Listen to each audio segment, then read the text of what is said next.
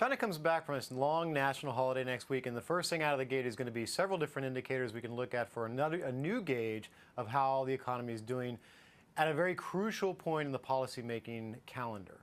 First up is HSBC Services PMI, not something that maybe they're looking at so much in Zhongnanhai, but something that's going to be interesting for the markets anyway, is a gauge of to what extent the other side of China's economy is picking up, the non-export, non-manufacturing side.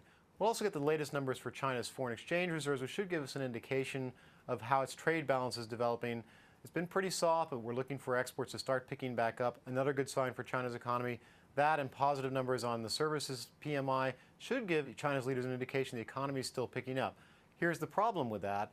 A lot of that is still due to, in China's case, some government stimulus and increase in investment. We're also going to get a number for lending and money supply.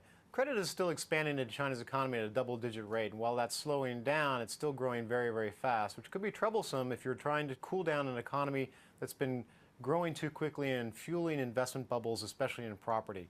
China would like to see that slow down a little bit, but not so much that the economy starts to cool down too quickly and borrowers start to default on their loans. So looking for this very perfect economy, kind of a Goldilocks situation, not too hot, not too cold, just right, so they can start to push through some of the reforms they want to. There's a lot of disagreement in Beijing right now about what policies the economy is ready for and what they can do. So last week we saw China open up a new experiment, the Shanghai Free Trade Zone. That's going to be their litmus test for how China can tolerate these kind of reforms and how radical they can afford to get. They'll also be looking at indicators like those we'll see next week to see what they can do, how much they can push China towards reform, and how much they need to hold back. And that will have implications not only for Asia's economies, but for the rest of the world.